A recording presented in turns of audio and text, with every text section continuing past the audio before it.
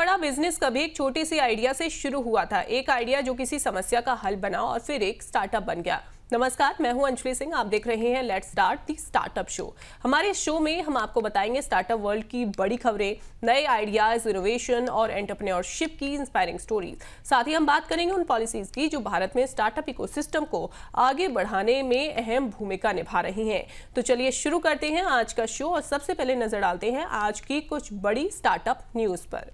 देखिए, सरकार की department for promotion of industry and internal trade यानी DPIIT ने startup India fund of funds 2.2 के लिए ऑपरेशनल गाइडलाइंस जारी कर दी हैं। इन गाइडलाइंस में बताया गया है कि 10,000 करोड़ का फंड कैसे इन्वेस्ट होगा, इसकी मॉनिटरिंग कैसे होगी और फंड मैनेजमेंट का पूरा सिस्टम क्या रहेगा। ये फंड सीधे स्टार्टअप्स को नहीं मिलेगा बल्कि CB रजिस्टर्ड इन्वेस्टमेंट फंड्स के जरिए स्टार्टअप्स तक पहुंचाया जाएगा ताकि फंडिंग प्रोसेस ज्यादा ट्रांसपेरेंट और एफिशिएंट बन सके। इंडिया का on demand home service startup Snabbit नई फंडिंग जुटाने की तैयारी में है, जिसकी वैल्यूएशन करीब $400 मिलियन तक पहुंच सकती है। ये प्लेटफॉर्म यूजर्स को क्लीनिंग, कुकिंग और डेली हाउसहोल्ड कामों के लिए इंस्टेंट हेल्प उपलब्ध कराता है। रिपोर्ट्स बताती हैं कि इस फंडिंग का इस्तेमाल एक्सपेंशन, सर्विस नेटवर्क बढ़ाने और मार्केट में अपनी पकड़ मजबूत करने के लिए किया जाएगा। Digital payment platform PhonePe Bharat का पहला UPI ऐप बन गया है, जिसने एक महीने में 10 अरब ट्रांजैक्शन का आंकड़ा पार कर लिया है। कुल UPI वॉल्यूम में फोनपे की हिस्सेदारी 46% से अधिक हो गई है। वहीं मार्च 2026 में कंपनी ने ये माइलस्टोन हासिल किया, जिससे ये देश का सबसे बड़ा पेमेंट प्लेटफॉर्म बन गया। वहीं गूगल पे दूसरे स्थान पर बना हुआ है। इससे पता चलता है कि भारत में डिजिटल पेमेंट एडॉप्शन कितनी तेजी से बढ़ रहा है। ई-कॉमर्स कंपनी फ्लिपकार्ट अपने quick commerce vertical Flipkart minutes के लिए एक अलग स्टैंड अलोन ऐप लॉन्च करने की तैयारी में। अभी ये सर्विस मेन ऐप के अंदर ही उपलब्ध है, लेकिन कंपनी यूजर एक्सपीरियंस के और ज़्यादा बेहतर करने से साथ ही तेजी से बढ़ते क्विक कॉमर्स मार्केट में मजबूत पकड़ बनाने के लिए इसे अलग ऐप में अब बदल सकती है। माना जा रहा है कि ये launch big billion days cell से पहले हो सकता है। अब देखिए, आखिरी खबर जो हम आपके लिए लेकर आए हैं वो ये कि स्टार्टअप इकोसिस्टम में इस हफ्ते 2 बड़े मुद्दे जो हैं वो सामने आए हैं। पहला, फर्नीचर रेंटल स्टार्टअप रेंटो मोजो में कोफाउंडर से जुड़ा हुआ विवाद जो है वो चर्चा में है, जो स्टार्टअप गवर्नेंस और लीडरशिप चैलेंजेस को दिखाता है। वहीं दूसरी तरफ AI मॉडल माइथोस को लेकर साइबर सिक्योरिटी को लेकर चिंता जो है वो बढ़ गई है, जहां रिपोर्ट्स में सिस्टम की वल्नरेबिलिटी यानी कि जो उसकी जो खामियां हैं वो सामने आई हैं। इसके चलते सरकार और बैंक्स को अपने डिजिटल सिक्योरिटी सिस्टम मजबूत करने की सलाह जो है वो दी गई है। तो देखिए, ये थी आज की स्टार्टअप वर्ल्ड की कुछ अहम खबरें। अब बढ़ते हैं शो के अगले सेगमेंट, एक स्टार्टअप एक कहानी की ओर।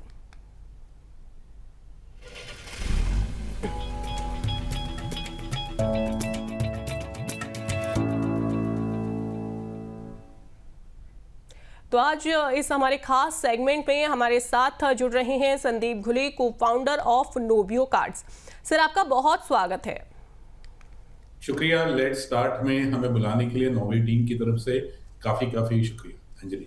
बिल्कुल सर, शुरुआत करते हैं सबसे पहले तो नोवियो के बारे में ही मैं चाहूंगी कि आप हमारे दर्शकों को बताइएगा नोवियो कार्ड जो है इसकी शुरुआत कैसे हुई, इसको स्टार्ट करने का जो थॉट है आपके मन में वो कैसे आया।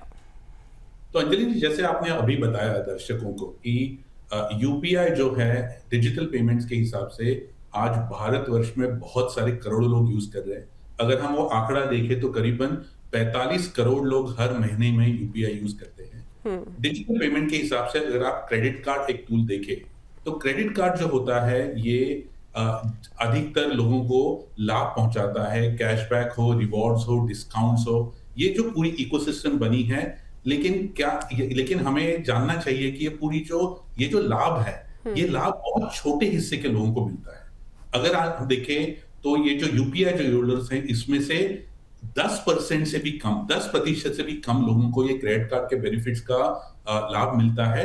इसका एक महत्वपूर्ण कारण ये है कि हमारा ये जो लोग हैं जिनको नहीं मिलता है, 90% लोग हैं, कि ऐसा नहीं है कि इनके पास आमदनी नहीं है, ऐसा नहीं कि इनके पास खर्च करने की कैपेसिटी नहीं है, इनके पास रीपेमेंट की कैपेसिटी नहीं है, ऐसा बिल्कुल नहीं है। इसका महत्वपूर्ण कारण ये है कि हमारा जो सिस्टम है, जो फाइनेंशियल क्रेडिट अंडरराइटिंग सिस्टम है, वो इनके लिए बनाया ही नहीं। तो कौन है? शुरुआती जो नौकरी पेशा लोग हैं, छोटे व्यवसायिक है, छात्र है, हमारे युवा है, गिग इकोनॉमी वर्कर्स है, फ्रीलांसर्स है, जो लेन-देन करते हैं, जो खरीदारी करते हैं, जो पैसे खर्च करते हैं, जो आज इंडिया की इकोनॉमी चला रहे हैं। ये सब लोगों के लिए लेकिन आज पारंपरिक सिस्टम के हिसाब से क्रेडिट कार्ड नहीं उपलब्ध होता है और इसीलिए जो है ये नोवियो का हमने आइडिया जो है वो तैयार किया था कि फिक्स डिपॉजिट क्रेडिट कार्ड के साथ हम कैसे उन सभी लोगों के लिए बेनिफिट्स के और गुड क्रेडिट स्कोर के हम दरवाजे खोल दें कि ये एक जो आज बहुत छोटे हिस्से के लिए सीमित है, उसको हम कैसे डेमोक्रेटाइज करें, कैसे हम मिडिल भारत को इस पूरी जो सिस्टम है इसको हम इंक्लूड करें। बिल्कुल। स्टूडेंट्स की बात की सर आपने, फ्रीलांसर की बात की, इस पर मैं आऊंगी, लेकिन सबसे पहले हम ये समझ लेते हैं सर आपसे कि ये जो मॉडल है इसका क्रेडिट कार्ड का, यूपीआई आधारित फिक्स्ड डिपॉजिट क्रेडिट कार्ड ये है, लेकिन ये इसका जो मॉडल है वो सर कैसे काम करता है और क्या बेनिफिट्स जो है वो यूजर्स को प्रोवाइड करता है?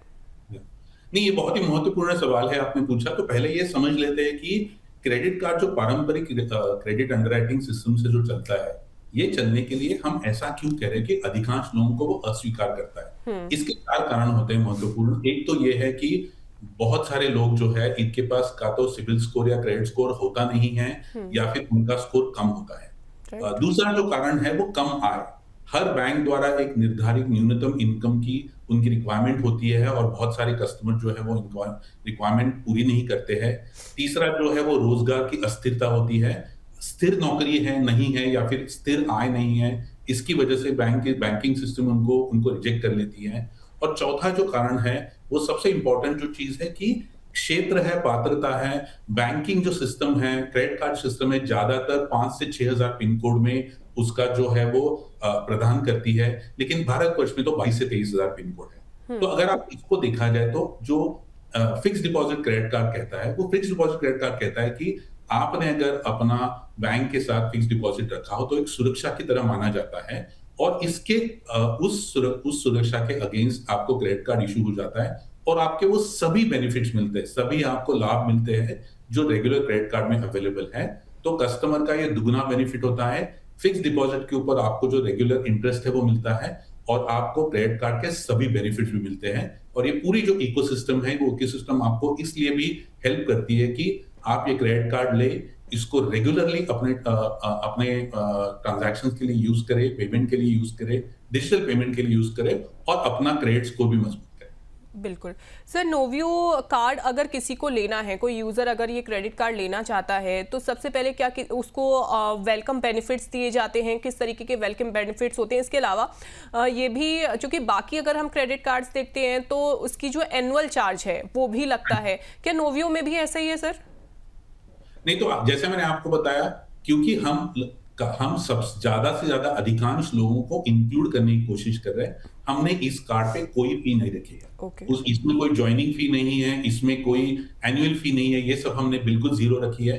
और हम कस्टमर को एकदम छोटे अमाउंट से सिर्फ 2,000 रुपए भी का भी फिक्स डिपॉजिट बना के उनको क्रेडिट कार्ड की पूरी सुविधाएं मिल सकती है। अब ये सुविधाएं क्या होती है कि आपने जब पहली बार क्रेडिट कार्ड लिया तो आपको इनिशियली शुरुआत में वेलकम बेनिफिट्स मिलते हैं। ये करीबन ऑलमोस्ट 5,000 रुपए तक के आपको मर्चेंट बेनिफिट्स मिलते हैं। और हमने भारत की जो बड़ी ई कॉमर्स कंपनियां हैं, जैसे अमेजॉन है, स्विगी है, जेप्टो है, बुक माई शो है, ये कंपनी के साथ हमने टाइप किया हुआ है। तो हमारे जो कार्ड होल्डर्स हैं, नोवियो क्रेडिट कार्ड जो होल्डर्स है, उनको ये प्लेटफॉर्म के ऊपर हर बार परचेस के टाइम पे वहां पर उनको लाभ मिलता है, डिस्काउंट मिलता है। हमारा जो कार्ड है वो यूपीआई एनेबल्ड है। इसका मतलब आप हमारे नोवियो ऐप के ऊपर अपना कार्ड लिंक कर सकते हो। जैसे आप अपना बैंक अकाउंट लिंक करते हो, वैसे ही आप अकाउंट लिंक करो और आप हर बार जब भी आप कोई भी चीज खरीदते हो तो आप उसके अगेंस्ट अगर नोवियो कार्ड से यूपीआई से पेमेंट करें कार्ड लेके, तो आपको उसके साथ रिवॉर्ड पॉइंट्स मिलते हैं जिसको हम नोवियो पॉइंट्स कहते हैं। अब ये नोवियो पॉइंट्स आप इकट्ठा करते जाइए और आप जैसे ही इकट्ठा करोगे उसके अगेंस्ट आपको आपके रेगुलर परचेसेस के लिए जो पॉपुलर ब्रांड्स है, उन ब्रांड्स के गिफ्ट वाउचर्स को आपको 18% तक का डिस्काउंट मिलता है। तो ये जो हमारी पूरी इकोसिस्टम है, इसमें हमने और एक चीज अभी लॉन्च करी है कि जो कस्टमर्स है जो 25,000 के ऊपर फिक्स डिपॉजिट रख सकते हैं, उनके लिए हमारे कार्ड के ऊपर एयरपोर्ट लाउंज एक्सेस भी हमने एब्सोल्युटली फ्री ऑफर कर रहे हैं हम कस्टमर्स को। अगर आप रेगुलरली देखोगे, जो आप एयरपोर्ट में जाओगे, एयरपोर्ट लाउंज के पास जाओगे, तो आपको वहां पर दिखेगा एक पर्टिकुलर वर्ग के ही लोग आपको वहां पर मिलते हैं, विच आर कॉर्पोरेट एम्प्लॉइज हम कहते हैं। लेकिन आज जो है, सपने तो सभी लोग देखते हैं। आप आज भले ही एक सामान्य व्यवसायी हो, आज भले ही जो है आदमी फ्रीलांसर हो, आज नई इकोनॉमी काम करने वाला हो, छात्र हो, ये सबको हमने इवन लाउंज एक्सेस के दरवाजे पूरे खुले खुले कर दिए। बिल्कुल सर, सोर्स ऑफ फंडिंग क्या है इसका? जब आपने ये स्टार्ट किया बिजनेस, तो उस टाइम पर नोवियो कार्ड जो स्टार्ट हुआ, क्या ये सेल्फ फंडिंग है या किसी की तरफ से फंडिंग आपको की गई? तो अंजलि जी, जब हमने शुरुआत करी थी कंपनी, उस समय हम तीन जो लोग हैं, फाउंडर्स हैं, हमने अपने कुछ पैसे जोड़ के उसको शुरुआत करी थी। और उस समय में क्योंकि ये आइडिया भी अच्छा था, तो हमारे कुछ जो मित्र है, फैमिली मेंबर्स है, उन्होंने पैसे जोड़ के शुरुआत में वो एक पूंजी जमा करी थी। और एक बार जैसे कंपनी का बिजनेस बढ़ता गया, वैसे अभी नामी इन्वेस्टर्स ने फंडिंग प्रोवाइड करी है। और ये जो आइडिया है, ये अभी आइडिया नहीं रहा है। 1 लाख से ज्यादा क्रेडिट कार्ड होल्डर्स हमारे कार्ड रेगुलरली यूज कर रहे हैं, और ये देख के काफी बड़े इन्वेस्टर्स भी अभी हमें अप्रोच कर रहे हैं, क्योंकि ये सबको पता है कि जो पूरी क्रेडिट कार्ड की जो इंडस्ट्री है भारत की, जो हम बात करें करीबन 2 लाख करोड़ रुपए का जो स्पेंड होता है हर महीने, वो जो हो रहा है वो सिर्फ 4 करोड़ कस्टमर से हो रहा है। और हम ये उसके आगे वाले 40 करोड़ कस्टमर की बात कर रहे हैं। तो हमारा ये मानना है कि इसकी जो अपॉर्चुनिटी है वो काफी बड़ी है, जो मिडिल भारत जो हम कहते हैं उसके लिए। और हम अगले 5 से 6 साल में इस नोवियो की तरफ से हम ये पूरे जो यूपीआई होल्डर्स का जो मिडिल भारत है, ये भारत को हम सर्व करना चाहेंगे। बिल्कुल बिल्कुल सर। एट प्रेजेंट अभी नोवियो के पास कितने यूजर्स हैं? कुल मिलकर अगर देखा जाए तो हमारे पास 2 करोड़ से ज्यादा यूजर्स है, जिन्होंने हमारे कंपनी में क्रेडिट कार्ड के लिए अप्लाई किया है पिछले 4 से 4.5 सालों में। इनमें से 1 लाख से ऊपर लोगों ने नोवियो का क्रेडिट कार्ड लिया है। और अभी जैसे अभी हम लोगों के लिए अवेयरनेस बढ़ा रहे हैं, और ये बहुत सारे लोगों तक पहुंच रहा है। तो अभी हजारों लोग हर महीने के लिए वो ज्वाइन कर रहे हैं इकोसिस्टम। बिल्कुल सर, अभी ये जो 2 करोड़ का ये जो नंबर आपने अचीव किया है यूजर्स का, सर ये कैसे क्या किसी तरीके को स्टार्टिंग में चैलेंजेस आए? क्योंकि एकदम से कोई भी मार्केट में न्यू क्रेडिट कार्ड आ जाना, और ऑलरेडी जो बैंक्स प्रोवाइड करते हैं, तो क्या चैलेंजेस सर फेस किए? पहली बात अंजलि जी, मैं आपको बताना चाहूंगा कि काफी सारे फिनटेक्स है मार्केट में जो खुद को पोजीशन करते हैं कि हम बैंक्स को फाइट करेंगे। बैंक जो होते हैं वो अपनी इंडिया की जो पूरी फाइनेंशियल इकोसिस्टम है वो चलाते हैं। तो बैंक जो होते हैं वो प्रिंसिपल्स है, उस हम जो होते हैं एज फिनटेक्स, हम बैंक्स के साथ मिलके काम करते हैं। हमारी काफी सारी बैंक्स के साथ जो टाइप्स है। दूसरी जो बात है कि आपने जैसे पूछा कि हमने कस्टमर्स कैसे ये जोड़े हैं सिस्टम के साथ, तो शुरुआत में हमने क्रेडिट कार्ड का डिस्ट्रीब्यूशन का डिजिटल प्लेटफॉर्म बनाया था कोविड के बाद, क्योंकि इस पूरे डिजिटाइजेशन हो रहा था भारतवर्ष में। तो हमने इकोसिस्टम बनाया, हमने बहुत सारे बैंक के जो सामान्य क्रेडिट कार्ड है वो बेचना शुरू कर दिया। और वो बेचने के लिए हमने जो अपना प्लेटफॉर्म जो बनाया है, मार्केट प्लेस प्लेटफॉर्म जिसे कहते हैं, ये मार्केट प्लेस प्लेटफॉर्म हमने भारत के काफी सारे जो नामी कंज्यूमर एप्स हैं उनसे हमने टाइप किया हुआ है। जैसे अगर आप देखोगे कि वोडाफोन है, एयरटेल है, मनी कंट्रोल है, बुक माई शो है, और काफी सारी ऐसी कंपनियां हैं जहां पर उनके कंज्यूमर्स को क्रेडिट कार्ड के लिए अप्लाई करने की सुविधा मिलती है। और ये जो सुविधा है, ये सुविधा जो ऑफर करती है हमारी कंपनी करती है। तो इसके क्योंकि ये सब कंपनी के साथ पास करोड़ों कस्टमर्स हैं, उनमें से कस्टमर्स हमारे पास जुड़ जाते हैं, और अभी हमने उन सभी कस्टमर्स को नोवियो का सिक्योर्ड कार्ड ऑफर करना शुरू कर दिया। बिल्कुल सर, रुपे नेटवर्क आपने चुना है, रुपे नेटवर्क को चुनने के पीछे आपकी कोई स्ट्रेटेजी रही? बहुत इंपॉर्टेंट बात है। इनफैक्ट मैं कहना चाहूंगा कि हमारा जो ये पूरा जो बिजनेस है, जो सेटअप हुआ है, एस्टैब्लिश हुआ है, इसके पीछे रुपे क्रेडिट कार्ड ही सबसे इंपॉर्टेंट है। एनपीसीआई ने यूपीआई करने के बाद जो रुपे क्रेडिट कार्ड की फैसिलिटी दी है, इसका मतलब जहां किसी भी मर्चेंट के पास अगर क्यूआर कोड हो, यूपीआई हो, तो आप रुपे क्रेडिट कार्ड से पे कर सकते हो। ये जो फैसिलिटी है, इसी फैसिलिटी के ऊपर हमारा पूरा प्रोडक्ट बना हुआ है। तो और चूंकि हम यूपीआई कस्टमर्स को ही टारगेट कर रहे हैं, मिडिल भारत को टारगेट कर रहे हैं, तो इसीलिए it was a natural decision कि हमने उसके लिए रुपे नेटवर्क चुना है।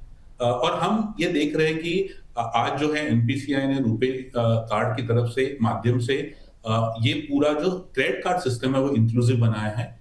तो इसकी वजह से हम जुड़े हुए हैं, हमारे मल्टीपल जो है वो सभी रुपे प्लेटफॉर्म पे अवेलेबल है। बिल्कुल सर, आपका जो टारगेट ऑडियंस है वो स्टूडेंट्स हैं, गिग वर्कर्स हैं, इसके अलावा जो स्मॉल बिजनेसमैन हैं वो हैं इसका टारगेट। सर, छोटे शहरों या फिर ग्रामीण क्षेत्रों की अगर मैं बात करूं, टियर 3 से लेकर टियर 5 तक, यहाँ पर आपने पहुंच सर कैसे बनाई? यहाँ पर आप कैसे पहुंचे, कैसे आपने कन्विंस किया कि नहीं आप ये जो कार्ड है वो आप ले सकते हैं? तो अंजलि जी, आज की तारीख में क्या है कि भारतवर्ष में डिजिटल लिटरेसी जो है और डिजिटल एक्सेस जो हम कहते हैं वो पहुंच चुका है टियर 5 6 लोकेशन तक। अगर आप देखोगे कि जो हमारी ई कॉमर्स कंपनियां हैं, जैसे अमेजॉन देखो, फ्लिपकार्ट देखो, ये सब कंपनियां ये टियर 5 टियर 6 तक डिलीवर करती है। तो कॉमर्स वहां तक पहुंच चुका है। तो जहां पर भी कॉमर्स पहुंच चुका है वहां पर डिजिटल पेमेंट्स भी पहुंच चुका है। तो इसीलिए हमने जो है इसी कॉमर्स रेल रोड के ऊपर अपना जो कार्ड जो है, क्रेडिट कार्ड है, वो प्रमोट किया है। तो हमें पहुंचने के लिए दिक्कत नहीं हुई। लेकिन सबसे इंपॉर्टेंट बात यह है कि आज टियर 3 टू टियर 5 लोकेशन के भी जो हमारे कस्टमर्स है, वो कस्टमर्स इस कार्ड को यूज कर सकते हैं डेली पेमेंट्स के लिए, और इस कार्ड का जो पूरा फायदा है वो उठा सकते हैं। बिल्कुल सर, बाकी अगर क्रेडिट कार्ड्स रहते हैं तो उसमें अगर ईएमआई बाउंस हो जाए या कई बार सिविल स्कोर पर काफ़ी ज़्यादा प्रभाव पड़ता है, क्या नोवियो के साथ में भी ऐसा ही है? और मान लीजिए जिनका क्रेडिट जो स्कोर है, सिविल स्कोर, वो बहुत ज़्यादा खराब है, क्या उनको भी, ऐसे यूजर्स को भी नोवियो कार्ड प्रोवाइड किया जाता है? बिल्कुल अंजलि जी, तो ये जो है ना, ये सबसे बड़ी खासियत है। अब आपने दो बड़ी बहुत अच्छी चीजें पूछी, तो मैं एक एक करके उसको विस्तार करना चाहूंगा। पहले हम बात कर लेते कि जिनका क्रेडिट स्कोर बहुत खराब है। तो चूंकि ये fix deposit based credit card है, तो यहाँ पर क्रेडिट स्कोर का कोई क्रेडिट स्कोर के हिसाब से हम कोई डिसीजनिंग नहीं लेते हैं। इसका मतलब ये है कि आपका क्रेडिट स्कोर 0 हो या फिर आपका क्रेडिट स्कोर एकदम खराब हो, आपको जो अप्रूवल है वो गारंटीड है, क्योंकि इसके बेसिस पे, क्रेडिट स्कोर के बेसिस पे कोई जो है वो डिसीजनिंग या अंडरराइटिंग नहीं होती है। दूसरी जो बात सबसे इंपॉर्टेंट जो आपने पूछी है कि ये कार्ड लेने के बाद अगर कस्टमर का सिविल स्कोर कैसे इंपैक्ट होता है। इनफैक्ट इसमें दो चीजें हैं। एक चीज ऐसी है कि सामान्य जो क्रेडिट कार्ड होते हैं वहां पर ऐसे देखा जाता है कि कस्टमर्स की जो आमदनी होती है, उस आमदनी के कुछ मल्टीपल्स में उनको क्रेडिट लिमिट मिलती है, और इसीलिए कस्टमर्स का जो हम ओवर स्पेंडिंग कहते हैं या फिर कस्टमर्स का जो है वो रीपेमेंट ना कर पाना जो कहते हैं, ये हमें ऐसे मौके वहां पर ज्यादा दिखते हैं। जो एफडी बैक क्रेडिट कार्ड होता है, वो आपकी जो स्पेंडिंग लिमिट होती है, वो स्पेंडिंग लिमिट एफडी लिमिट तक की होती है। तो इसी अगर आप देखोगे कि ओवर स्पेंडिंग का जो ये होता है, डर जो होता है वो बिल्कुल नहीं है। कस्टमर ऋण में नहीं जाता है। किसी के भी दरवाजे पे कलेक्शंस का कॉल आए या फिर कोई आके खड़ा हो जाए पैसे कलेक्ट करने के लिए, ऐसी कोई संभावना ही नहीं है, क्योंकि कस्टमर अपने दायरे में रहता है, अपने लिमिट के हिसाब से स्पेंड करता है। और अगर किसी वजह से अगर कस्टमर ने जो स्पेंड किया है, अगर वो रीपे करने के लिए या फिर उसको वापस देने के लिए अगर कस्टमर के पास अगर 30 दिन के लिए अगर पैसे नहीं है, 30 से 60 दिन तक, तो हम एफडी अमाउंट है वहां से पैसे लेके उसको चुकता कर देते हैं। तो इसकी वजह से ये क्रेडिट कार्ड बनाया ही ऐसा है कि इसकी वजह से आपके क्रेडिट स्कोर के ऊपर कोई निगेटिव इंपैक्ट नहीं हो सकता है। लेकिन इनफैक्ट आप जैसे ही क्रेडिट कार्ड यूज करेंगे और रीपे करेंगे रेगुलरली, आपका स्कोर बढ़ता रहता है। तो इनफैक्ट अगर आप कोई भी अगर कस्टमर देखें जिसका क्रेडिट स्कोर कम है या फिर उनको बढ़ाना है, तो एफडी बैक क्रेडिट कार्ड के अलावा उनके पास ज्यादा कोई चॉइस नहीं है।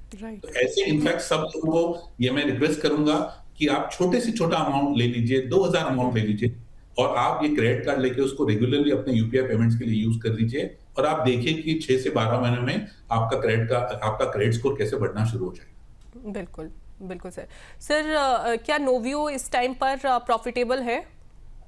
तो ये अगेन बहुत ही अच्छा सवाल है कि ये जो बिजनेस है ना, क्रेडिट कार्ड का जो बिजनेस है, जिस तरीके से हम चलाते हैं वो बिल्कुल अपने प्रॉफिटेबिलिटी की दायरे में रहता है।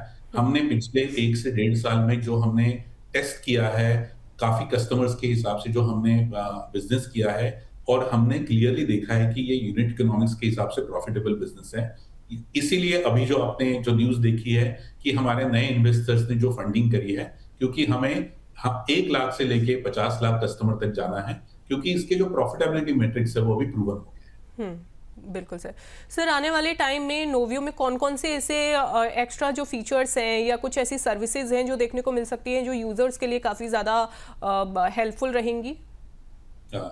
शुक्रिया जी। ये सवाल मैं बिल्कुल बताना चाहूँगा, क्योंकि हमारा जो पूरा ऐप है, काफ़ी सारे आप मार्केट में देखेंगे जो फिनटेक ऐप्स हैं, ये फिनटेक्स ऐप सुपर ऐप्स बन गए जो सभी टाइप के फाइनेंशियल प्रोडक्ट्स बेचते हैं।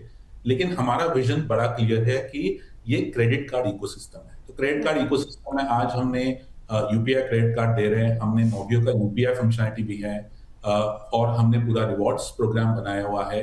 अभी कस्टमर्स देख पाएंगे कि हम क्रेडिट कार्ड के ऊपर कैसे आप ट्रैवल बुकिंग करेंगे, ये हम लॉन्च करने वाले हैं जल्दी ही, कि जहां पर कस्टमर्स अपने जो खर्चे किए उसके ऊपर से जो पॉइंट्स कमाए, वो पॉइंट्स के साथ वो कैसे अपने ट्रैवल टिकट्स या फिर ट्रैवल होटल फ्लाइट्स या फिर बस टिकट बुक कर पाए। और उसके साथ हम ये भी योजना अभी लॉन्च करेंगे कि कैसे जो कस्टमर्स ने क्रेडिट कार्ड लिया हो, एफडी बैक क्रेडिट कार्ड लिया हो और उन्होंने अपना अच्छा क्रेडिट स्कोर बनाया हो, उन्हें रेगुलर और सामान्य क्रेडिट कार्ड भी कैसे मिले, which we call as an upgrade facility. तो ये 2 चीजें जो है हम ये कस्टमर को जल्दी ही लॉन्च करने वाले हैं। बिल्कुल, बिल्कुल सर। सर, इसके अलावा जो भी यूज़र्स आपके अगर वेबसाइट पर या ऐप पर अगर पहुंच रहे हैं, तो क्या उनका जो उनकी सेफ्टी है, उनका जो डेटा है, क्या उसकी पूरी तरह से प्राइवेसी उसकी रखी जाती है? उसको लेकर, उनकी प्राइवेसी को लेकर, उनके डेटा की प्राइवेसी को लेकर क्या कदम सर उठाए जाते हैं? बिल्कुल जी। तो ये जानना बड़ा ज़रूरी होता है कि ये जो बिज़नेस है, ये बिज़नेस काफ़ी पूरी तरह से रेगुलेटेड है। इसमें 2 रेगुलेशंस आती है। पहली जो बात है कि रिज़र्व बैंक ऑफ इंडिया के द्वारा को-ब्रांडिंग गाइडलाइंस हैं, और जो एक बहुत अच्छी तरीके से और बहुत फूल प्रूफ एक दायरा बनाया हुआ है, और हमारा जो बिज़नेस है उसी दायरे में काम करता है। दूसरा जो है कि प्राइवेसी के हिसाब से रिसेंटली डीपीडीपी एक्ट है जो लागू हो चुका है, और हमारे पूरे जो सिस्टम्स हैं, प्रोसेसेस हैं, और जो हमने अपने बैंक पार्टनर्स के साथ जो ये पूरी सिस्टम बनाई है, ये इसी डीपीडीपी एक्ट के पूरे दायरे में बनी हुई है। बिल्कुल। सर, एक बिजनेसमैन के रूप में अगर मैं बात करूं, तो आपकी सबसे बड़ी जो चुनौती है या अब तक की आपकी जर्नी में चैलेंजिंग कौन सा फेज आपका रहा और उसको कैसे आपने ओवरकम किया? मैं ये नहीं कहूंगा कि हमने ओवरकम किया है, बिकॉज चैलेंजेस तो अभी भी है। एफडी बैक क्रेडिट कार्ड जो है अंजलि जी, फिर भी एक नया कॉन्सेप्ट है। क्योंकि अगर कोई भी आप इतने एडवर्टाइजमेंट्स देखते हो, इतने इन्फ्लुएंसर्स हैं जो काफी क्रेडिट कार्ड्स के बारे में बात करते हैं, जो सामान्य क्रेडिट कार्ड के बारे में बात करते हैं, जहां पर 100 लोग अप्लाई करते हैं और सिर्फ 4-5 लोगों को कार्ड मिलता है। तो जैसे जैसे पिछले 5-6 साल में हमने देखा है कि म्यूचुअल फंड इंडस्ट्री ने म्यूचुअल फंड सही है करके उसका जो अवेयरनेस है वो बढ़ाया, और लोगों को काफी वो अडॉप्ट करने के लिए उन्होंने वो हेल्प करी। वैसे ये क्रेडिट कार्ड की मूवमेंट है। This we can call it as a new era of actually doing credit cards.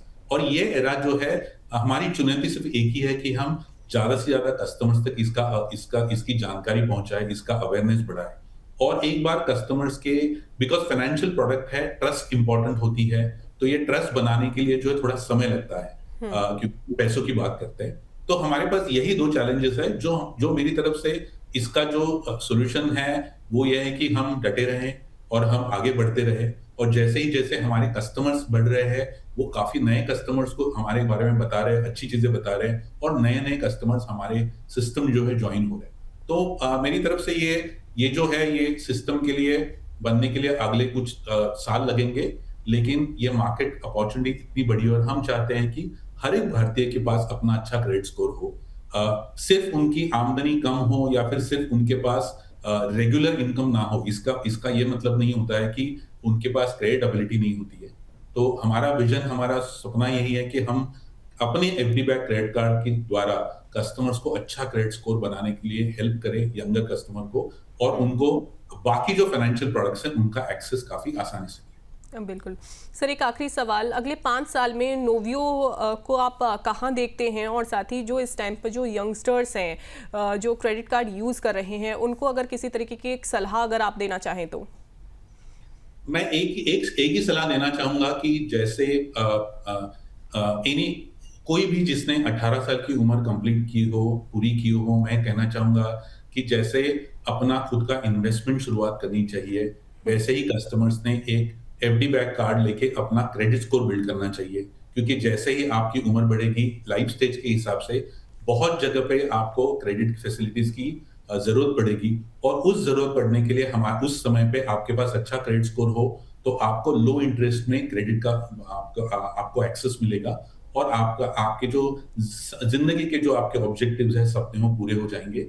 दूसरी जो बात है कि अपना क्रेडिट स्कोर हमेशा सँभाल के रखना, इसीलिए ओवर स्पेंडिंग मत करिए क्योंकि एक बार आपका क्रेडिट स्कोर हमेशा अच्छा रहेगा, तो आपके पास बाकी सब चीज़ों का जो एक्सेस है, वो बहुत आसानी से आपको मिल जाता है। तो यही मैं सलाह चाहूँगा, हमारा सपना यही है, जैसे मैंने आपको बताया कि आज 40 करोड़ कस्टमर्स हैं जो यूपीआई यूज़ करते हैं और ये अगले 10 साल में ये नंबर करीबन 70 करोड़ होने वाला है। तो हम चाहते हैं कि हम कैसे मूवमेंट को ड्राइव करें कि हर भारतीय के पास अपना क्रेडिट कार्ड होना चाहिए और उनके पास अपना अच्छा क्रेडिट स्कोर होना चाहिए। बिल्कुल, बिल्कुल sir. Thank you so much sir हमसे बात करने के लिए, नोवियो के बारे में बात करने के लिए। थैंक यू, शुक्रिया अंजलि जी, और लेट्स स्टार्ट में बुलाने के लिए फिर से शुक्रिया। Thank you sir. Thank you. तो चलिए अब बढ़ते हैं अब अपने शो के आखिरी सेगमेंट पॉलिसी डिकोड की ओर।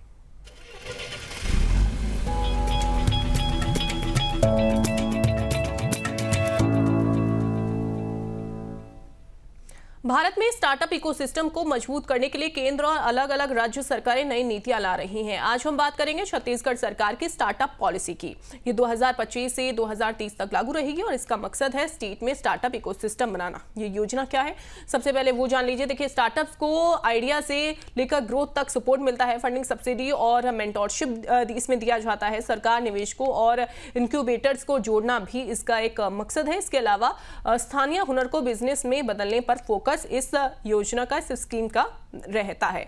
अब चलिए हम बात करेंगे कि आखिरकार कौन कौन इसके लिए अप्लाई कर सकता है। देखिए, स्टार्टअप भारत में रजिस्टर्ड होना चाहिए। ये आपको ध्यान रखना होगा कि अगर आप इस योजना के लिए अप्लाई करने वाले हैं तो आपका जो स्टार्टअप है वो भारत में रजिस्टर्ड होना चाहिए। इसके अलावा GPIIT मान्यता होनी जरूरी है। स्टार्टअप 10 साल से कम पुराना हो। इसके अलावा टर्नओवर जो है वो 100 करोड़ से कम होना चाहिए। आपका बिजनेस इनोवेटिव होना चाहिए। कोई भी ऐसा बिजनेस नहीं चलेगा, आपका जो बिजनेस है उसका जो आइडिया है वो यूनिक और इनोवेटिव हो। स्टार्टअप का ऑफिस और काम जो है वो छत्तीसगढ़ में होना चाहिए, क्योंकि ये जो स्कीम है, ये जो योजना है वो छत्तीसगढ़ की है। ग्रीन टेक्नोलॉजी और सोशल इम्पैक्ट स्टार्टअप्स होने चाहिए। 10 लाख तक सीड फंड आइडिया से प्रोडक्ट बनाने के लिए इसमें जो है वो दिया जाएगा। देखिए, इसमें कुछ जो हेल्प है वो भी आपको ये गवर्नमेंट की ओर से की जाएगी। 50% रेंट सब्सिडी मिलेंगी, यानी कि 15,000 पर मंथ तक आपको 3 साल तक दिया जाएगा। 3 लाख तक का डिजिटल मार्केटिंग खर्च भी इसमें जो है वो गवर्नमेंट की तरफ से आपको की जाएगी, यानी कि इस योजना में आपको ये हेल्प मिलने वाली है। अब ये हमने जाना है। इसके अलावा अगर हम बात करें कि कौन इसके लिए अप्लाई कर सकता है, देखिए, पहले स्टार्टअप्स को DPIIT से रजिस्टर्ड करवाना होगा। इसके अलावा अगर हम बात करें, स्टार्टअप जो है वो 10 साल से पुराना जो है वो आपका नहीं होना चाहिए। तो ये सारी जो बातें हैं ये हमने आपको बताई। इसके अलावा अप्रूवल जो है वो इसमें आपको मिलना, अप्रूवल की अगर हम बात करें तो सबसे पहले आपको इसका अप्रूवल लेना होगा। स्टार्टअप छत्तीसगढ़ पोर्टल पर आपको रजिस्टर करना होगा। इसके अलावा जरूरी डॉक्यूमेंट्स और स्टार्टअप्स की जानकारी आपको जो है वो इसमें दी जाएगी। तो यानी कि अगर हम बात करें, अगर आप छत्तीसगढ़ में स्टार्टअप शुरू करना चाहते हैं तो ये पॉलिसी आपको आइडिया से लेकर फंडिंग और ग्रोथ तक पूरा सपोर्ट देती है। तो ये थी छत्तीसगढ़ सरकार की स्टार्टअप पॉलिसी, जिसका मकसद स्टेट में स्टार्टअप इकोसिस्टम बनाना है और यूथ को बिजनेस और इनोवेशन के लिए सपोर्ट देना है। उम्मीद करते हैं आपको हमारा ये कार्यक्रम अच्छा लगा होगा। आपके मन में स्टार्टअप से जुड़ा कोई भी सवाल या क्वेरी हो तो आप हमें कमेंट में बता सकते हैं। इसी के साथ आज के let's start the startup show में बस इतना ही। नमस्कार।